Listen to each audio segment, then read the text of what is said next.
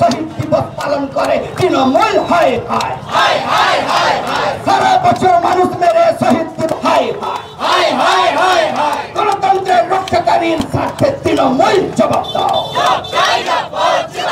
BJP জিন্দাবাদ।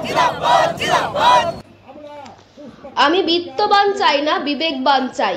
ধর্মতলার সভায় করা মমতার এই উক্তিকে তীব্র কটাক্ষ দিলীপ ঘোষের।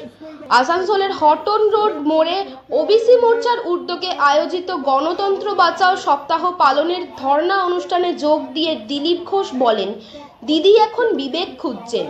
আপনার বিবেকবান মানুষ কেমন তা পাশের জেলার কেষ্টকে দেখলেই বোঝা যায়। সে এখন তিহারে জেল খাটছে।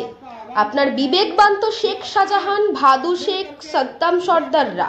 শিক্ষামন্ত্রীও জেলে, কত বড় বিবেক বলে কটাক্ষ করলেন দিলীপ ঘোষ।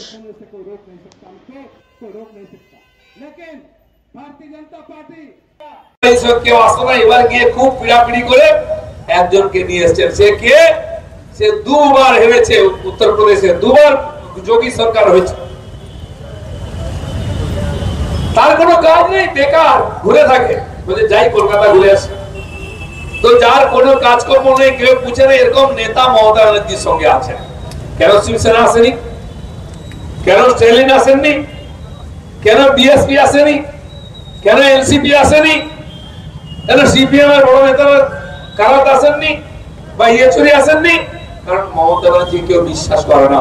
কোন দিকে কখন পার্টি মারবেন, কখন কংগ্রেসের সঙ্গে, কখন বিজেপির সঙ্গে, কখন ইনডাইরেক্টলি সিপিএম এর সঙ্গে, কিচ্ছু ভরসা নেই। সেই জন্য আজ মমতা ব্যানার্জি এই অবস্থা, কেউ তার সঙ্গে আসতে চাইছে না। একটা বেকার ছেলে ঘুরে বেড়ায়, তাকে ধরে নিয়ে এসে ডায়াসে বসিয়ে ভাষণ দিচ্ছেন, বিরাট বড় চিহ্ন। এই হচ্ছে মমতা ব্যানার্জি সর্বভারতীয় রাজনীতির আজকে তার অবস্থা, কেউ তার সঙ্গে নেই।